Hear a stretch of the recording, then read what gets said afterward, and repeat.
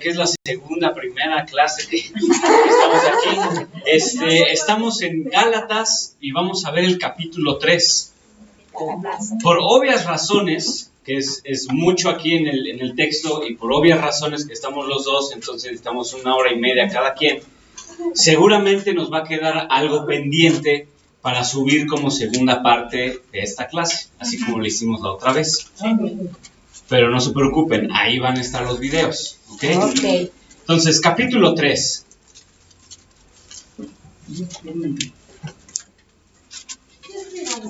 Sí, tú escríbeme, okay. Gracias.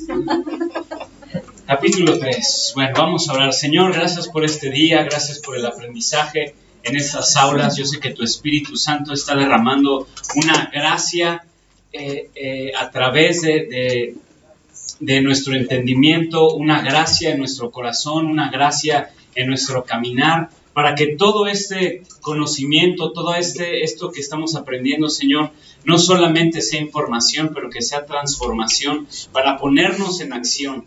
Yo te pido que esto sea una verdad en esta generación, Señor, y los bendigo en el nombre de Jesús.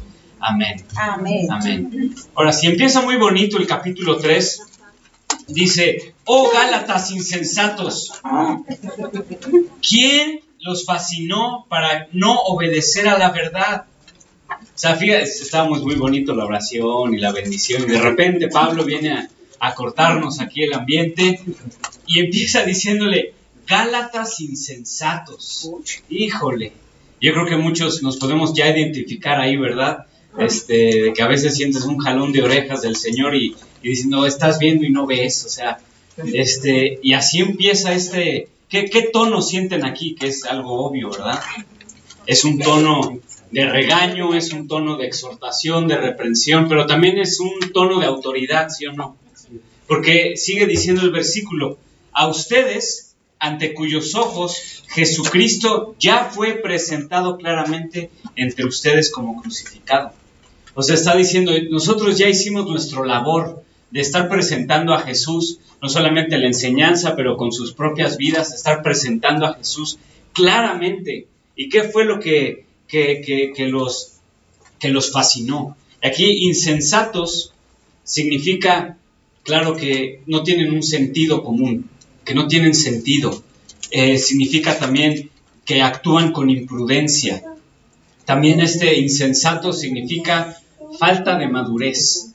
O sea, que alguien que actúa insensatamente, alocadamente, sin esta conciencia, está mostrando una inmadurez. Entonces está empezando diciéndoles: no actúen con falta de madurez, ¿no? Y yo creo que muchas veces hemos estado en esa posición, de que tomamos decisiones, arranques hasta de los sentimientos, de las emociones, arranques así que tenemos en la vida y son sin una madurez, tomar decisiones sin esa madurez. Y esa falta de madurez en el Señor nos tiene esta consecuencia que vemos en el versículo 1. Dice: ¿quién les fascinó? En otras versiones, y esto significa que ¿quién los hechizó? O sea, ¿quién los embrujó para que ustedes dejen de creer esto y el otro? O sea, fíjate cómo una falta de madurez en nuestras vidas, vamos a ser fácilmente hechizado, fácilmente engañado, fácilmente llevados por un camino que no son los caminos del Señor. Y en el versículo 1 me llamó la atención que después de que abre la pregunta, ¿quién les fascinó para? Acuérdate que cada vez que veas un para, es un propósito, ya sea bueno o sea malo en este caso, ¿no? El propósito del encantamiento, del hechizo, del que te fascine otra cosa, que te llame la atención, es para no obedecer a la verdad. O sea, fíjate cómo va el proceso aquí. Una inmadurez de nuestra parte nos va a llevar a ser fácilmente desviado, y el enemigo tiene el propósito de sembrar en nosotros la desobediencia. Fíjate cómo es el proceso. estos Gálatas estaban siendo fascinados, embrujados, hechizados, mal dirigidos, mal pastoreados por personas que estaban anteponiendo la religiosidad y la tradición por encima de la gracia, ¿cierto?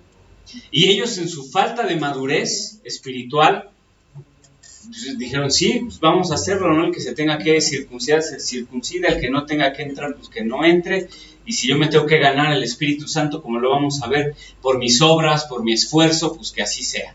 Entonces, esa falta de madurez los llevó a desviarse, a ser hechizados, con el propósito de dejar de obedecer a Cristo.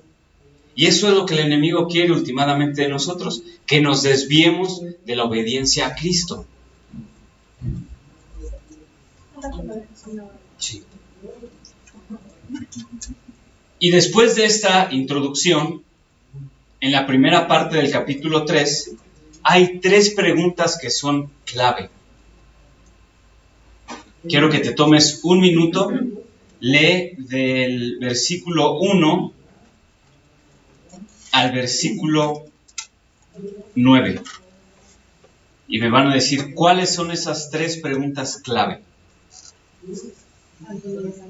No, cuando le hace una lectura rápida y señala ahí las preguntas clave que está haciendo Pablo.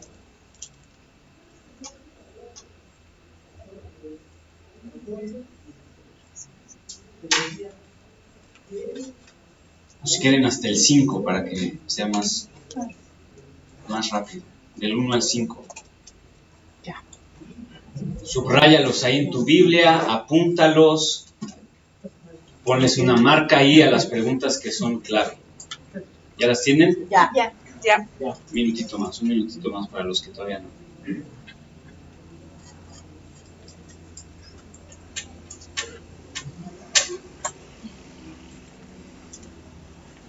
Lea del 1 al 5 y 3 preguntas clave.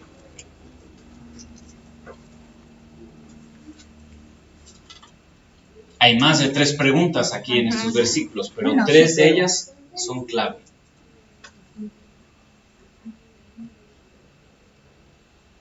Y tiene que ver también con una repetición de un nombre. ¿Listos? Sí. Ok. ¿Cuál sería la primera pregunta clave en estos 5 versículos? La que está en el versículo 2. La que está en el versículo 2, ¿cuál sería? La que dice, recibiste el Espíritu por las obras.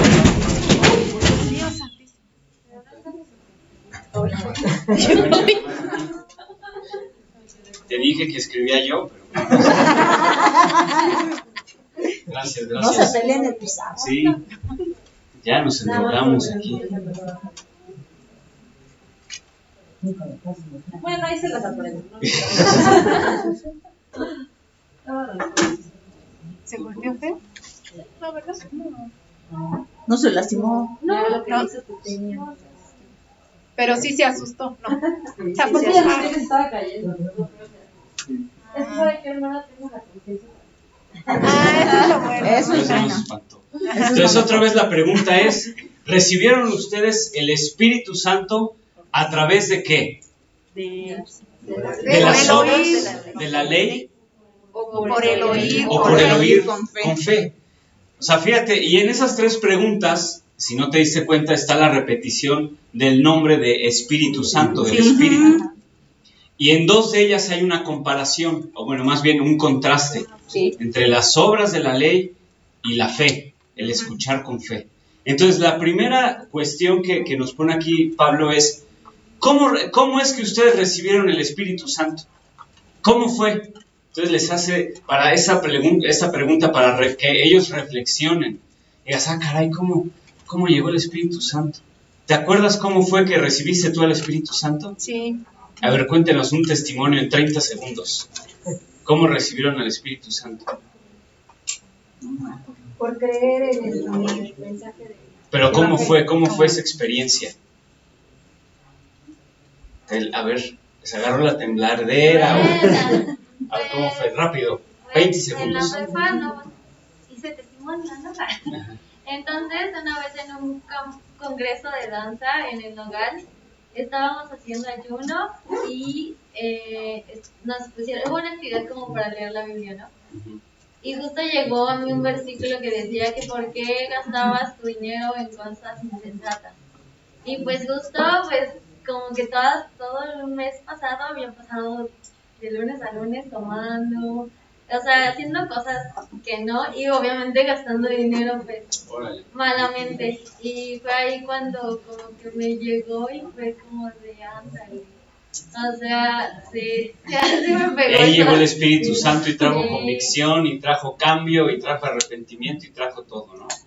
O sea, ahí te puedes dar claramente que no estabas en las obras de la ley, ¿no? Al contrario, estabas ahí en la pachanga. Sí. Y llegó el Espíritu Santo, ¿cierto? ¿Alguien más así rápidamente?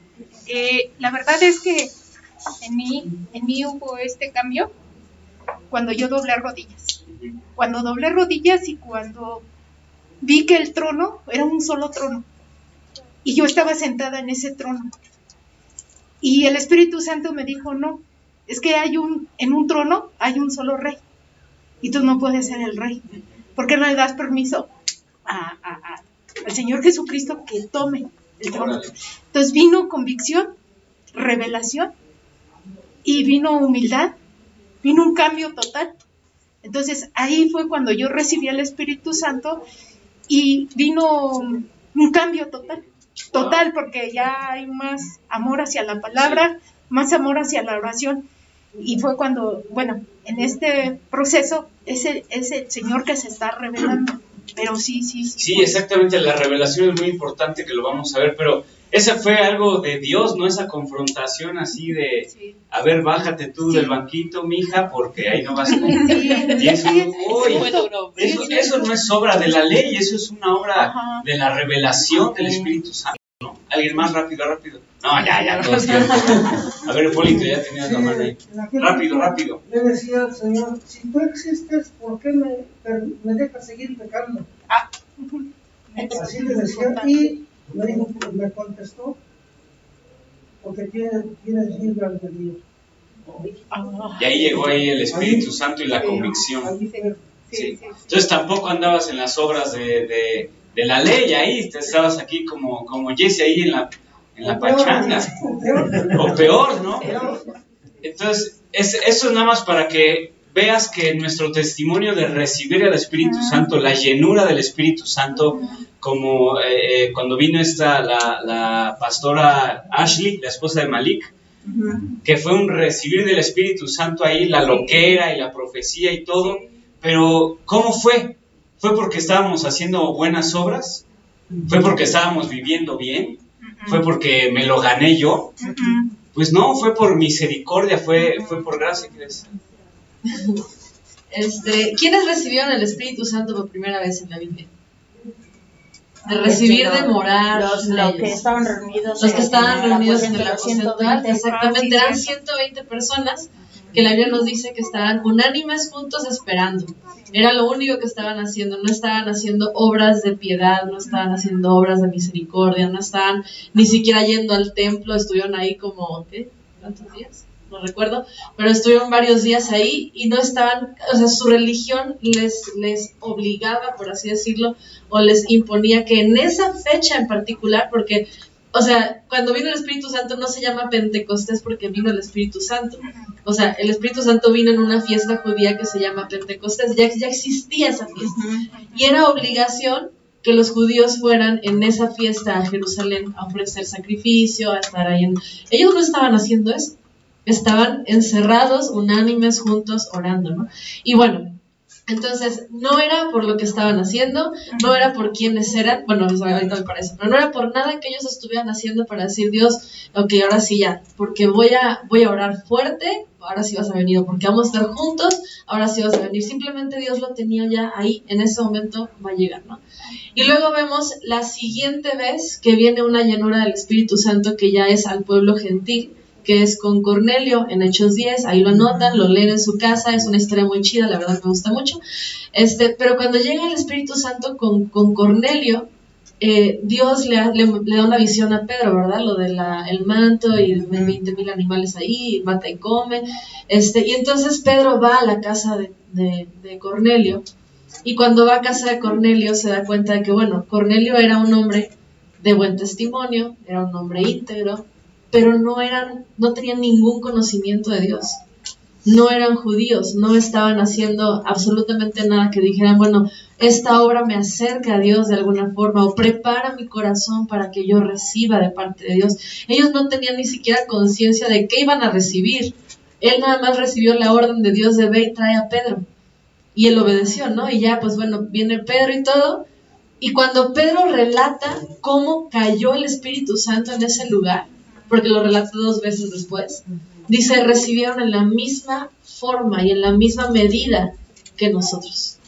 Y eso lo remarca varias veces porque es como, no era posible, era como, espérame, yo soy judío, o sea, yo caminé con Jesús, ¿por qué yo caminé con Jesús voy a recibirlo? Y tú que ni siquiera eres judío, que eres gentil, que quién sabe tú qué onda con tu vida, estés recibiendo en la misma medida. Y eso nos abre mucho el panorama, no es por lo que pudiéramos haber hecho, yo creo, y me atrevería a decir, que la mayoría de nosotros en nuestro momento más oscuro fue cuando Dios nos prendió la luz. ¿Ah? Porque de hecho me gustó mucho lo que dijo acá mi hermana, porque dijo cuando yo doblé rodillas, pero estoy segura que hasta ese doblar rodillas no vino de ella, vino de Dios. ¿Por qué? Porque la primera obra del Espíritu Santo es traer convicción de pecado a través de la revelación de Jesús. Dice, el Espíritu de verdad los guiará a toda la verdad. ¿Y quién es la verdad? Jesucristo. Entonces, no es por nada que nosotros pudiéramos hacer, y aguas, porque a veces lo sabemos, caminamos sabiendo que no es nada nuestro, pero ya en nuestra práctica cristiana, que ahorita vamos a eso, en nuestra práctica cristiana creemos que entre más hacemos, más favor de Dios recibimos. O entre mejor nos portamos, Dios se porta mejor con nosotros. O nos hace más ungidos, o nos hace más increíbles, o no sé, o sea, para poner ahí, ¿no? Pero ahorita vamos a ver esa parte. Ok, vamos a regresar aquí al texto. ¿Cuál sería la segunda pregunta clave de los primeros 5 versículos? Ya vimos la primera, recibieron el Espíritu, esa llenura del Espíritu Santo por las obras de la ley, o sea, ustedes se lo ganaron o porque escucharon con fe. ¿Cuál sería la otra? Habiendo comenzado por el Espíritu, ahora vais a acabar por la carne. Ustedes comenzaron por el Espíritu Santo, ¿no? Por ya teniendo esa llenura. Y ahora quieren terminar con sus obras, por la carne, ¿no? Oye, ¿puedo comenzar algo? Perdón. Chéquense esto. No dice, habiendo comenzado en el Espíritu van a terminar en el pecado, o habiendo comenzado en el Espíritu van a terminar en el mundo. O sea, porque a veces pensamos que carne es mundo, o que carne es pecado. Pues mi carne son mis ganas de tomar, mi carne es mis ganas de aprobación, ¿no? Y mi carne es como mis ganas de tener razón y mi ira y todo. Sí, es parte de eso, pero a la carne que se refiere aquí es la ley. Al creer que yo puedo hacer algo para ganarme algo de parte de Dios. Eso es carne. Que para entenderlo mejor, carne es religión. Mi religiosidad, mis ritos, lo que yo creo que puedo hacer para agradar al Señor. El Señor ya está feliz, no necesita que yo le baile de canto para que Él se ponga feliz. Claro que sacamos sonrisas de Él, sí, como un papá y un hijo. Pero creer que nosotros lo que hacemos en nuestro caminar cristiano termina no, me voy a esforzar, este año sí, 1 de enero voy a leer todos los días mi Biblia, no, este año sí voy a ir al hospital aunque sea 2 veces para orar por la gente, este año sí me voy a meter al Ministerio de Artes porque pues hay que bailar, este año sí. Y no es así. O sea, Dios no nos da más Espíritu Santo o menos Espíritu Santo por lo que hacemos nosotros, ¿no? Y aquí me encanta porque dice, recibiste al Espíritu Santo para empezar. Empezaste en el Espíritu Santo trajo convicción, el Espíritu Santo, dice la Biblia, nos revela que somos hechos hijos de Dios. Es el que clama a Dios como diciendo, Abba, Padre. Él es el que nos revela toda la verdad, el que nos mueve a todas las cosas, el que nos enseña arrepentimiento, juicio, justicia. Él es el Espíritu Santo. Pero de repente no, ¿saben qué? Yo creo que se tiene que hacer así. No, tal persona no puede venir a la iglesia así porque trae un arete y es hombre. O no, y empezamos a construir sobre ritos, religiones, costumbres, propias percepciones, y no es que sea pecado, es carne, porque eso no es el espíritu. Fíjate que estudiando ya Isaías, ya llevamos rato en Isaías, ¿no? Los domingos, para que no se te haga raro, pues otra vez Isaías hoy. Y vamos todos a Isaías, pero vamos al capítulo 1. El capítulo 1 es la introducción, es el cómo empieza, cómo pone el tono de este libro. Y de los versículos 11, vamos a leer del 11 al 14. Isaías capítulo 1, 11 al 14. Dice, ya están todos ahí, Isaías 1, 11. Dice, ¿para qué me sirve, dice Jehová, la multitud de sus sacrificios? Hastiado estoy de holocausto de carneros y de cebo de animales gordos. No quiero sangre de bueyes, ni de ovejas, ni de machos cabríos. ¿Quién demanda esto de vuestras manos cuando venís a presentaros delante de mí para hollar mis atrios? No me traigan más vana ofrenda. El incienso me es abominación. Luna nueva y día de reposo, el convocar asambleas, no lo puedo sufrir. Son iniquidad vuestras fiestas solemnes. Sus lunas nuevas y sus fiestas solemnes las tiene aborrecidas mi alma. Me son gravosas, cansado estoy de soportarlas, dice el Señor. Uy, no, pues ¿qué dices ahí, no? O sea, el Señor está diciendo, es que ya estoy ya hasta acá de sus fiestas y de que la luna, ¿no? Y que de los sacrificios y de que congregan asamblea y de que hacen eventos y que hacen cosas especiales. Eso el Señor dice, yo ya no quiero nada de eso. Y fíjate que, ¿quién fue el que instituyó los sacrificios y las fiestas y todo? Fue Dios, ¿no? Entonces ahí, regresando a Gálatas, todas esas cuestiones de los sacrificios, la vestimenta del sacerdote, fue Dios quien lo instituyó, ¿no? Fue Dios quien dijo, así se va a hacer.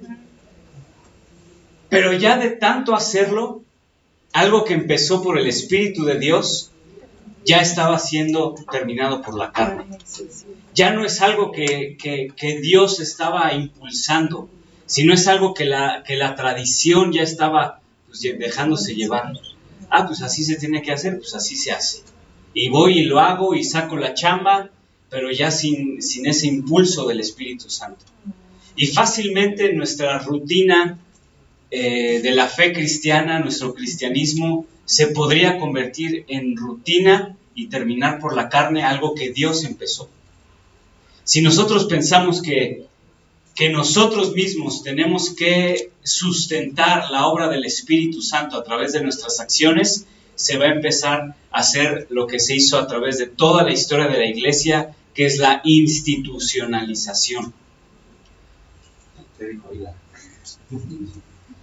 Antes de dar doctrinas fundamentales y dar Gálatas, dábamos clase de historia de la Iglesia. Y a mí una de las cosas que más me gustaba era que me impactó, más bien no me gustó, pero que me impactó es que la persecución a la iglesia cristiana primitiva hizo que la iglesia creciera, pero la institucionalización hizo que la iglesia cayera. O sea, nunca ha estado la iglesia sin ser iglesia y sin estar presente con Dios, pero cuando ya le empezamos a poner cajas a nuestra forma de percibir a Dios, a nuestra forma de tener culto delante de Dios, a cómo derramamos nuestro... Y fíjense, es bien sutil.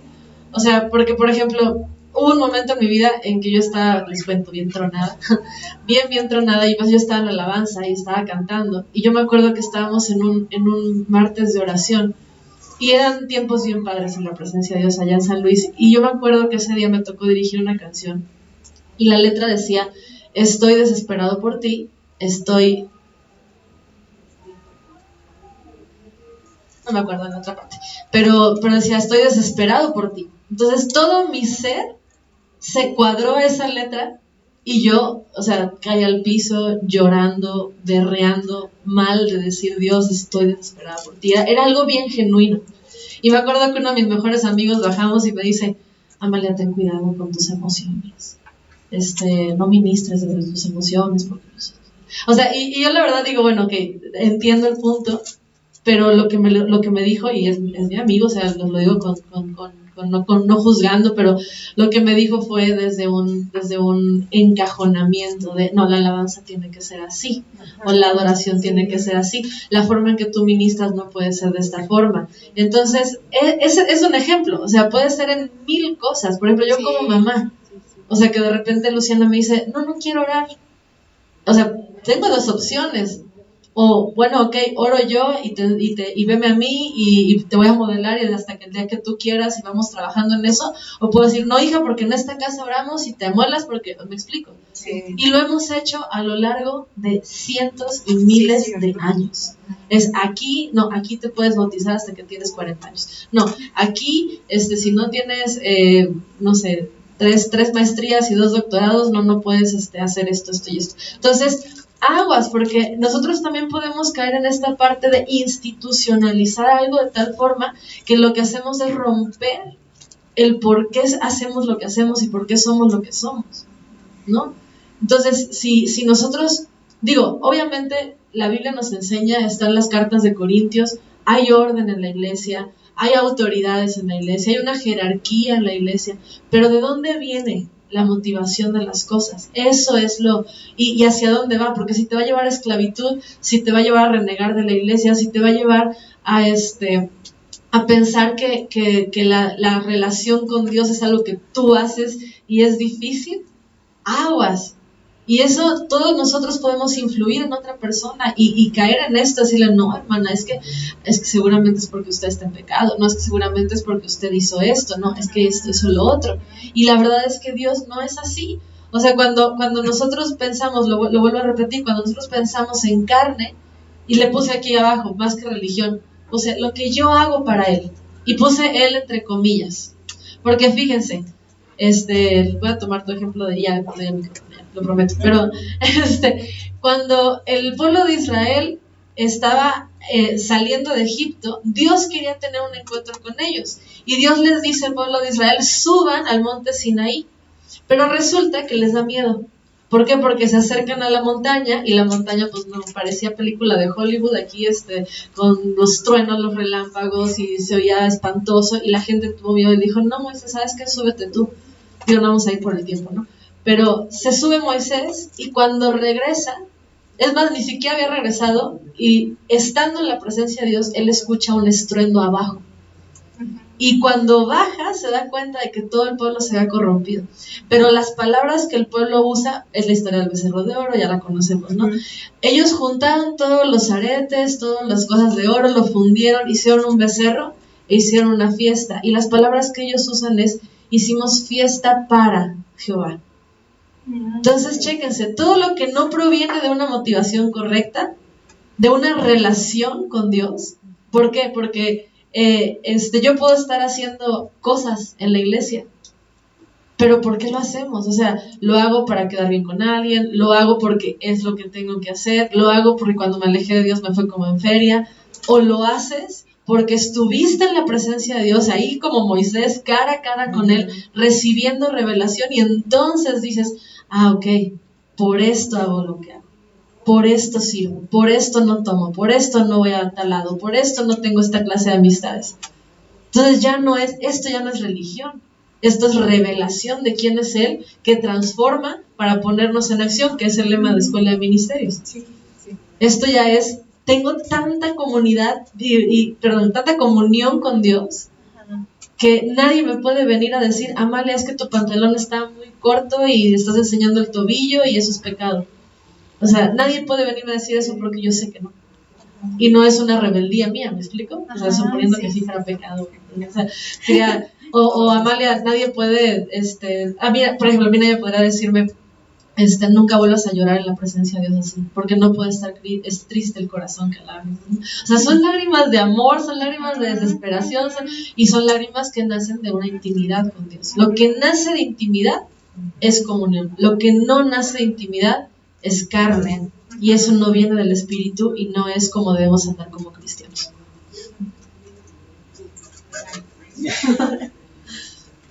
Y vamos a regresar al texto ahí a Gálatas. ¿Y cuál sería la tercera pregunta?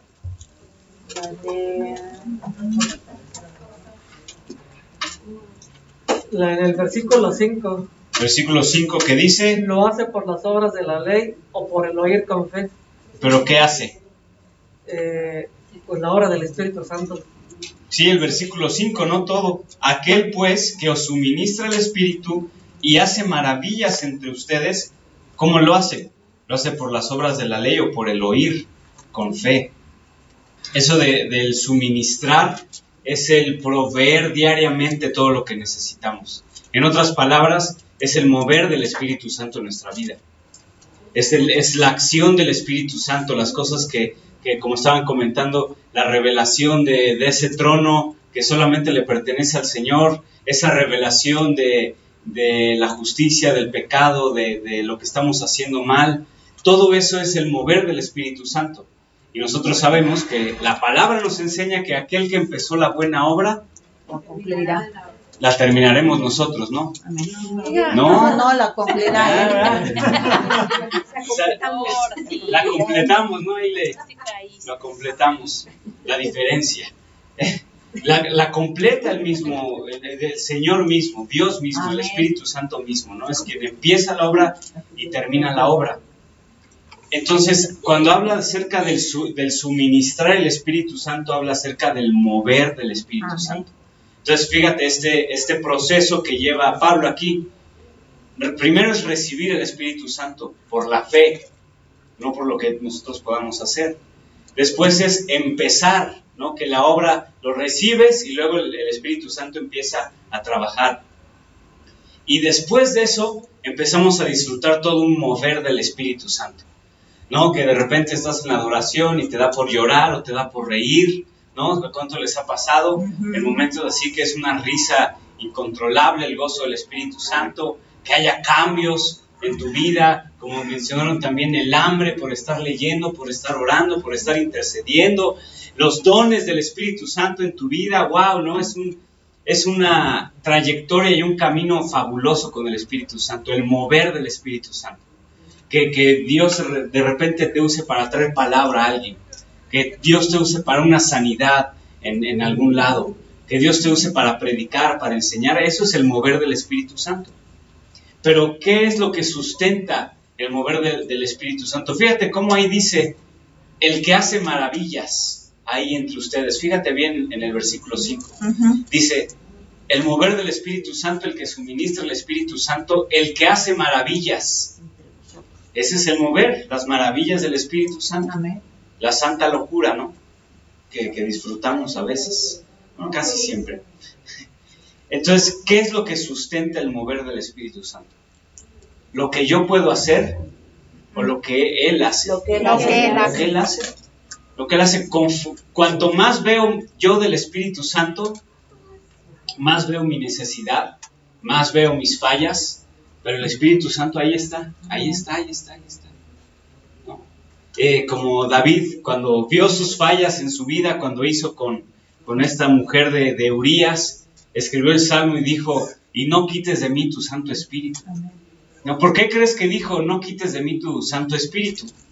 Pues porque sin nada de esto, ¿cómo íbamos a vivir nosotros en la fe? ¿Cómo íbamos a vivir en la fe? De hecho, otra repetición aquí en el capítulo 3 es acerca de la fe.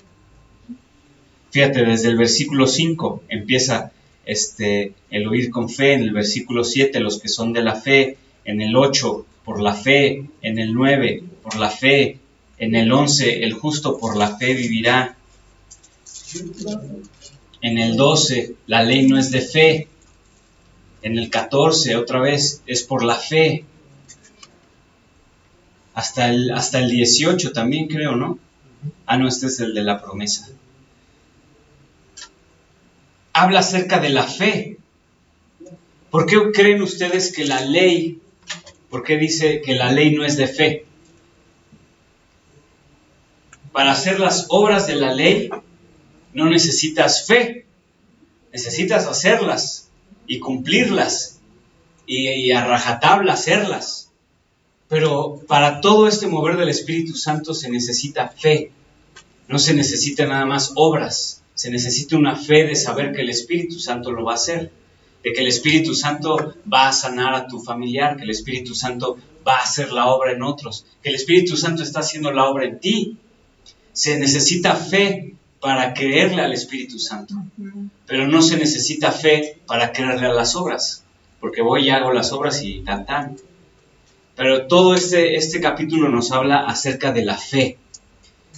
Y creo que sí mencioné, ¿verdad?, en el primer punto, que se une con el versículo 14. Y si no lo mencioné, voy a hacer ese paréntesis. Fíjate cómo dice el 14. Para que en Cristo Jesús la bendición de Abraham alcanzase a los gentiles, que somos nosotros, que fue Cornelio, como dijo Amalia, a fin de que por la fe, por medio de la fe, nosotros recibiéramos, ahí está la palabra recibir, del punto 1, que nosotros recibamos la promesa del Espíritu Santo. Recibimos al Espíritu Santo por fe, no por lo bueno que somos, ¿verdad?, o por lo espirituales que somos, sino por fe. Amén. Y el mover del Espíritu Santo, fíjate el versículo 18, porque si la herencia es por ley, ya no es por la promesa. ¿Cuál es la promesa? Es el Espíritu Santo, ¿cierto? Pero Dios la concedió a Abraham mediante la promesa.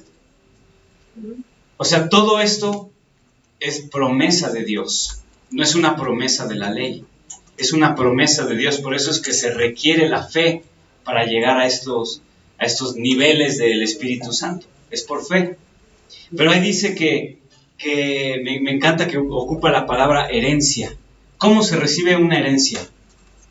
Las herencias... Pues hasta que muera el testador. Ajá, pero ¿y quién sería en ese caso? El beneficiado.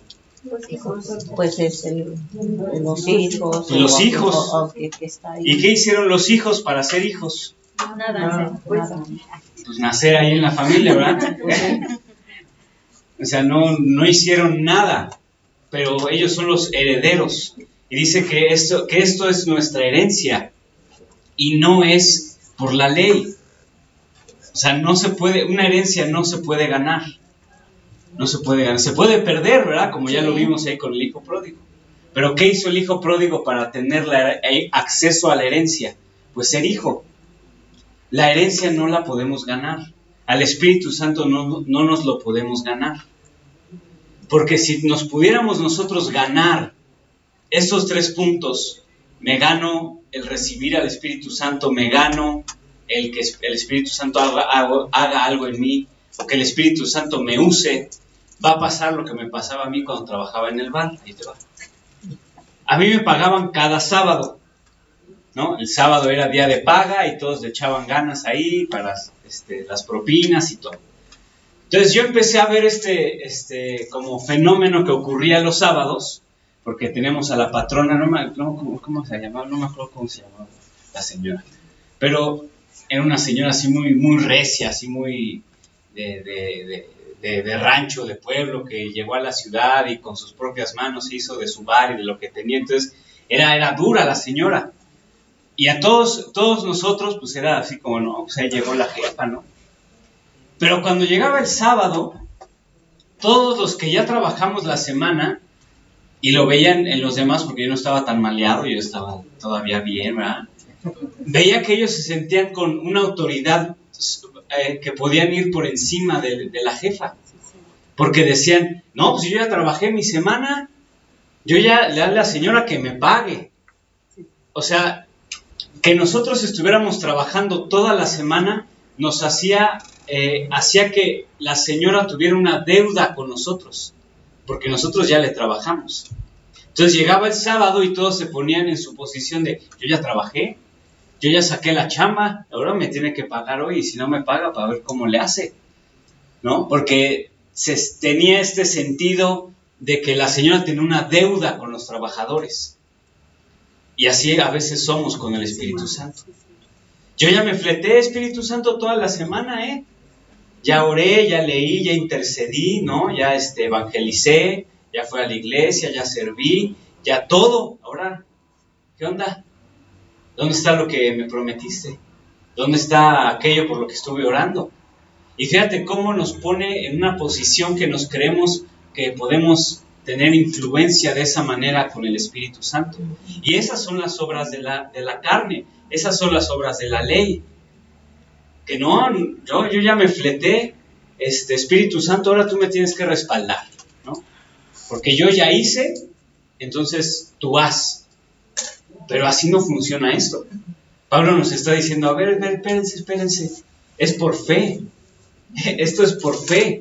Esto no es como éramos nosotros, los meseros y los de la barra y los de cocina. No es que tú trabajes tanto para que el Señor haga, sino porque el Señor ya hizo la obra, porque Él ya comenzó la obra en ti, porque ya tienes al Espíritu Santo, entonces empieza a hacerlo así. ¿Sí? Se están dando cuenta de cómo hasta en el aspecto del recibir la llenura del Espíritu Santo, en la obra del Espíritu Santo en nuestras vidas, hasta en las maravillas del Espíritu Santo, hasta ahí podemos nosotros meter la cuchara de nosotros, porque es una promesa, no es una deuda que Dios tiene con nosotros. Al contrario, si alguien le debe algo al Señor, somos nosotros. Le debemos la vida que tú tienes el día de hoy, el Señor la pagó. O sea, no es que nosotros vayamos a hacer cosas para que Él haga cosas, sino porque Él ya hizo la obra. Ahora a nosotros no nos cuesta nada empezar a caminar por fe, recibir al Espíritu Santo por fe, que la obra del Espíritu Santo sea por fe. Es muy, muy importante el que tengas en mente y seas consciente, no insensato, como he empezado diciendo a los Gálatas. No hay que ser insensatos acerca de esto, porque no podemos nosotros sustentar al Espíritu Santo, al revés, Él nos sustenta a nosotros, ¿no? Por eso el clamor de este hombre que decía, Señor, yo sé que la regué, pero por favor no vayas a quitar a tu Espíritu Santo, porque si no, no la armo. Me desvío, ya no regreso al camino si no es por el Espíritu Santo. Y es la importancia de reconocer que no solamente una salvación llega a través de la fe, ¿cierto? Por gracia somos salvos por medio de la fe. Pero aún no solamente la salvación que va a llegar cuando haya cielos nuevos y tierra nueva y sea una salvación permanente, pero algo que podemos disfrutar el día de hoy, también es esto. Y es de la misma manera, es por fe, es por gracia, es por misericordia, es porque Dios quiere que haya ese orden en nuestras vidas. Y en medio de todo este capítulo, todavía tenemos tiempo, 10 minutos, sí, nos regalan otros 3, ¿no? Hay una pregunta muy importante que está en el versículo 19. ¿Qué es? ¿Para qué sirve la ley?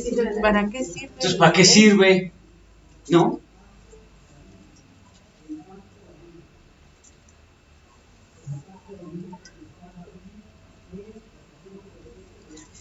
¿Para qué sirve la ley?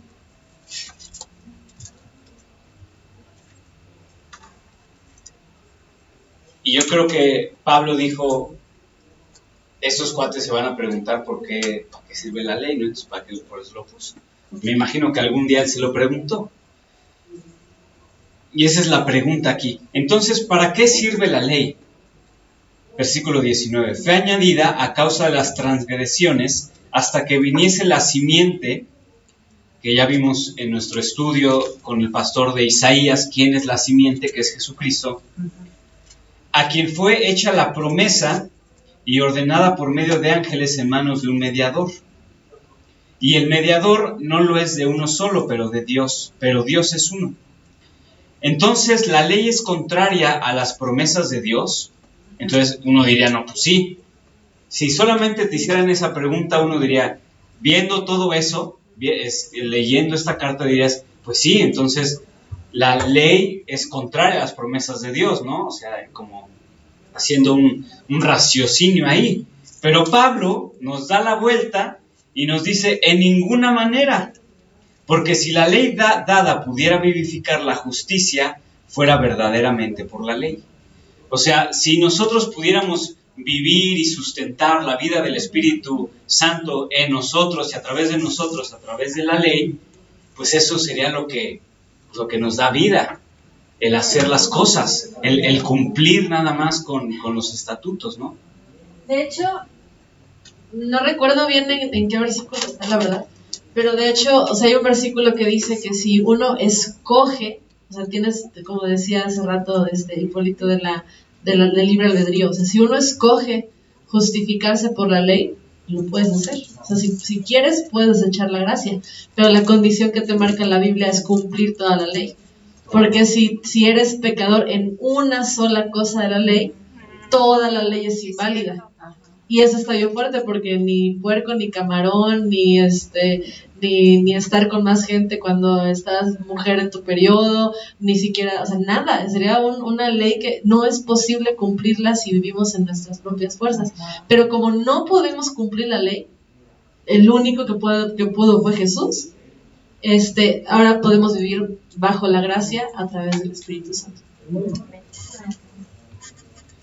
Y quiero ponerte aquí 2 puntos. Ah, sí, puedes escribir. Te voy a borrar todo lo demás. Sí, ok. Ya, déjale, saco foto. 2 puntos. Por eso me está cayendo. Sí.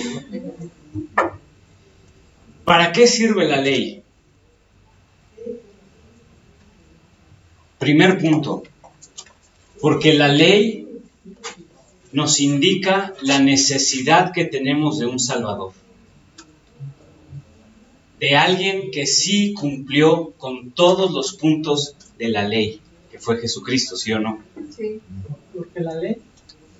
¿Mande? Porque la ley. La ley nos muestra la necesidad que tenemos de un Salvador. La necesidad que tenemos de un Salvador. ¿Por qué es esto? Porque, pues, como dijo Amalia, si nosotros decidimos tomar ese rumbo de vivir por la ley, si fallamos en alguna cosa, vamos a echarnos todo el castigo de la ley encima. Entonces, no podemos cumplir con la ley, pero sí conocemos a alguien que cumplió con toda la ley. Amén. Y luego, la segunda cosa que hace la ley es, nos muestra nuestra incapacidad de salvarnos a nosotros mismos.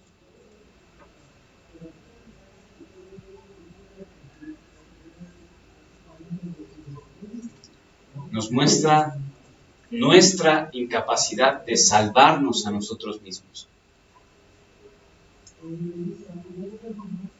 Como ya lo vimos, ya es el versículo muy famoso y muy citado. Ustedes son salvos por gracia, por el favor inmerecido de Dios, ¿no? A través de la fe, no a través de ustedes mismos. Entonces, la segunda parte de ese versículo es no por obras para que nadie se gloríe. Entonces, para esto sirve la ley, para mostrarnos la necesidad que nosotros tenemos de ser salvados por alguien, y al mismo tiempo nos muestra la incapacidad que tenemos de salvarnos nosotros mismos. Y la tercera cosa que nos muestra la ley es cómo es nuestro Dios, las características de Dios, el carácter de Dios, el corazón de Dios, la naturaleza de nuestro Dios. Y si nos vamos aquí a Éxodo 20, donde tenemos los mandamientos, los lineamientos que Dios dio al pueblo, nos vamos a llevar una muy buena sorpresa. Vamos a Éxodo 20 todos, para que veas.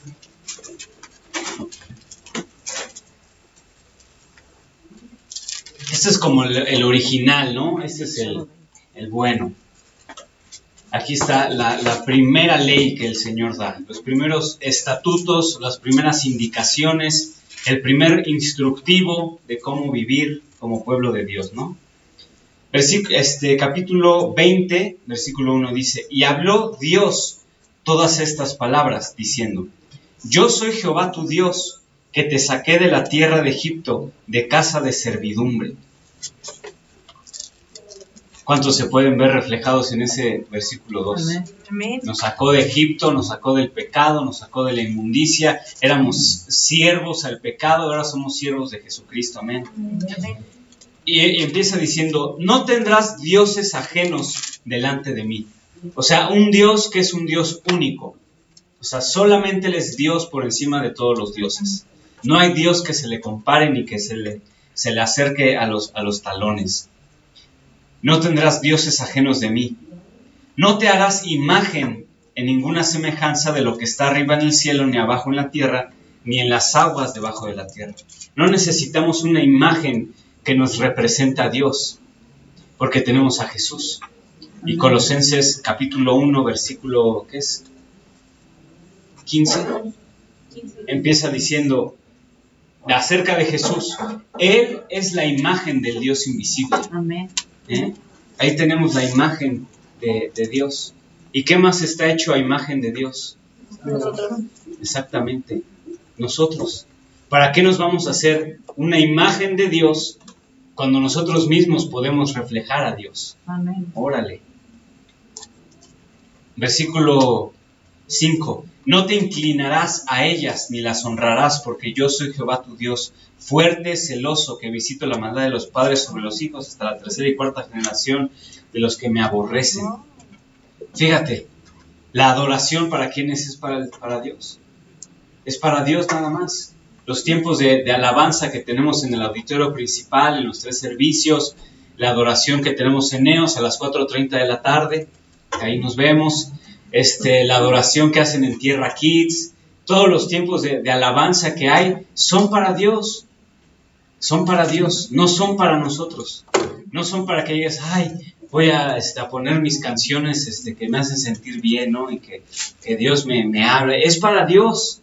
Dice: tú no te inclines, no adores a otras cosas que no soy yo.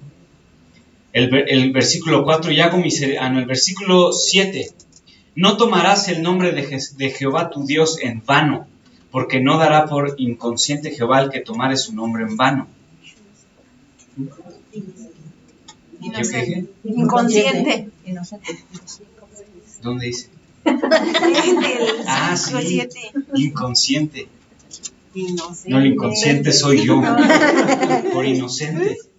Te estaba leyendo un libro del pastor de la iglesia de Elevation, que es muy famosa por su grupo de alabanza, que tiene un capítulo acerca de tomar el nombre de Jesús en vano, y que estaba estudiando y empieza diciendo que el día que su esposa tomó su apellido, tomó su nombre, y en paréntesis dice: y fue el mejor día de su vida, ¿no? Entonces ya no se rieron, qué bueno que no fue mi chiste y fue del pastor ese. Dice que cuando ella tomó el nombre, ella tomó todo lo que él es, tomó sus bienes, sus propiedades, tomó todo. Igual cuando nos casamos, que fue el mejor día de la vida de Amalia, tomó mi apellido, pues ella ya tuvo acceso a todo lo que era mío, todo lo que me pertenecía a mí, ¿no? Que no era mucho, pues. Posesión de las deudas y de todo eso, el de los guacalitos, sí, exactamente. Entonces, hasta me voy a poner rojo. Entonces, ella tomó mi nombre, entonces ella tiene acceso a todo lo que yo tengo acceso. Ahora, nosotros tomamos el nombre de Jesús. Amén. Nosotros tomamos el nombre de Dios y tenemos acceso a todo lo que Jesús tiene acceso. Amén. Y tomar en vano el nombre de Jesús es pensar que tú no vas a tener acceso a las cosas que Jesús tiene acceso. Wow. Ahí en Efesios capítulo 1 menciona acerca de Jesús, que Dios lo resucitó de los muertos y lo hizo sentar en lugares celestiales a la diestra del Padre, ¿no? Órale, y dices, no, sí, Jesús está allá. Jesús está, como en la otra predicación, en el alto y el sublime que está en las estrellas, y órale. Y dices, no, sí, Jesús se rifó, ¿no? Ahí que Dios lo resucitó, hizo que se presentara como a 500 personas, a los discípulos, y después, ¡pum!, vámonos al cielo. Y dice ahí en Efesios que Él está sentado en lugares celestiales. Y dices, no, pues sí, a ver cuándo. Y en el capítulo 2, que habla acerca de nosotros, también dice de nosotros que igual, de la misma manera que Jesús fue vivificado, que nosotros también tenemos vida juntamente con Él. Y que asimismo, de la misma manera, nosotros también estamos en lugares celestiales. O sea, nosotros tenemos acceso a los lugares celestiales donde Jesús está sentado. Entonces, ¿por qué vivimos un cristianismo tan... palabra. No, yo no iba a decir, pero... yo iba a decir en la media. Esa es la palabra elegante para mediocre, ¿no? Es cierto. ¿Por qué no disfrutamos de todo lo del Espíritu Santo? Es que esa es una revelación poderosa. ¿Por qué no? Si tomamos el nombre de Jehová, de Dios, del Espíritu Santo, de Jesús, lo tomamos, lo hacemos nuestro. Amén.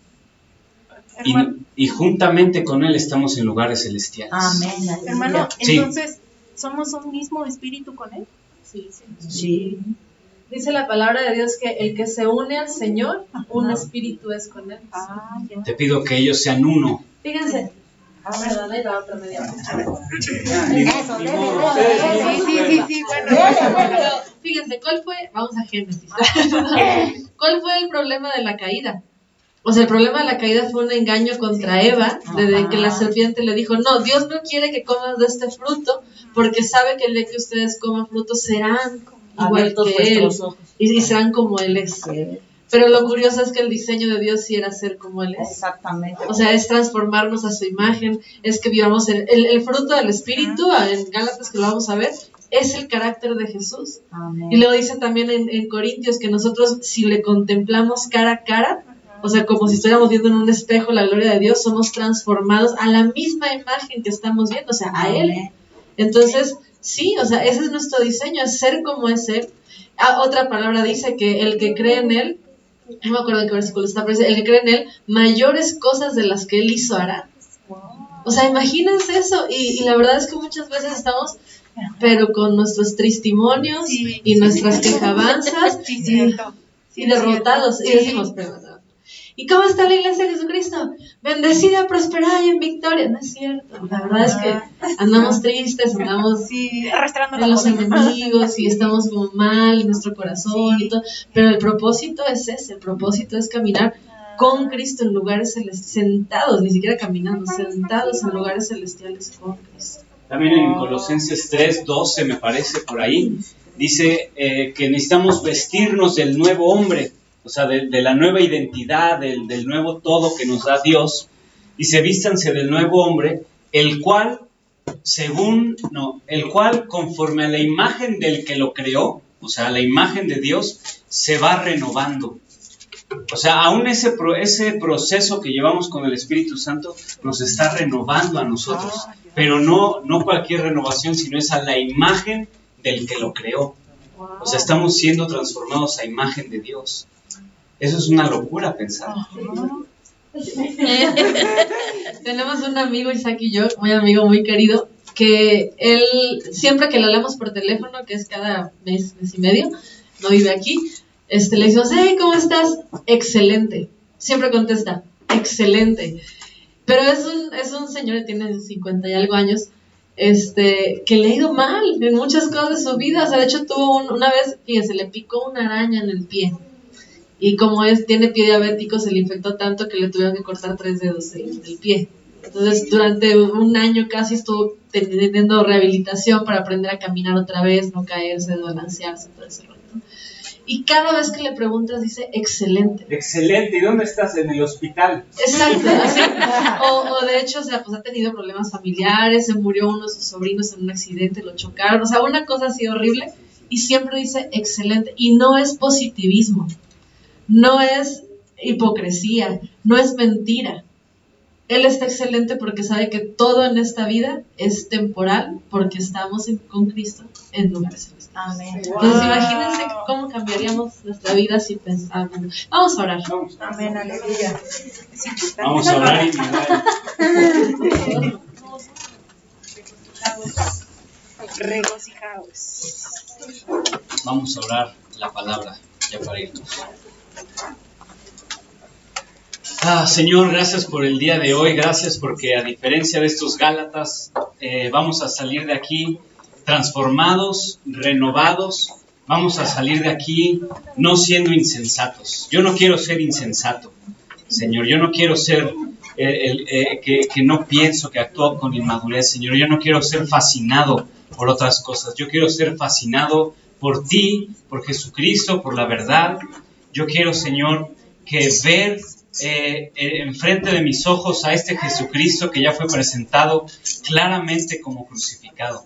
Y a través de ese sacrificio, a través de esa muerte, a través de esa resurrección, Señor, tú fuiste levantado, a ti se te ha dado un nombre que es sobre todo nombre, se te ha dado autoridad por encima de todas las cosas, sean tronos, sean dominios, sean potestades, sea lo que sea, tú tienes autoridad por encima de ellos, Señor. Tú estás sentado en lugares celestiales y yo te agradezco porque de la misma manera tú nos haces sentar juntamente contigo, Señor.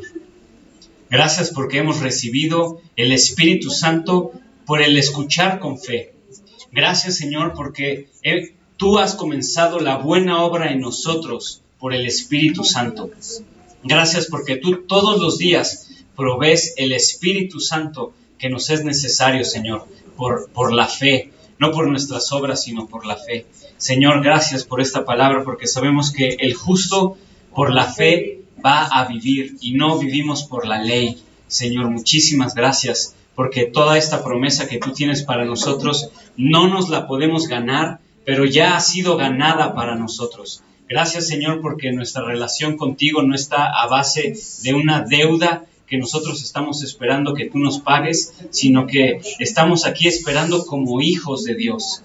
Gracias, Señor, gracias porque esta ley que tú nos has dado nos sirve para ganarnos la salvación, pero nos sirve para ver al Dios de la salvación. Y así como tú eres, Señor, nosotros queremos parecernos cada vez más a ti, en el nombre de Jesús. Amén. Amén. Amén. Amén. Muchísimas gracias. Nos vemos en línea con las clases, ¿vale?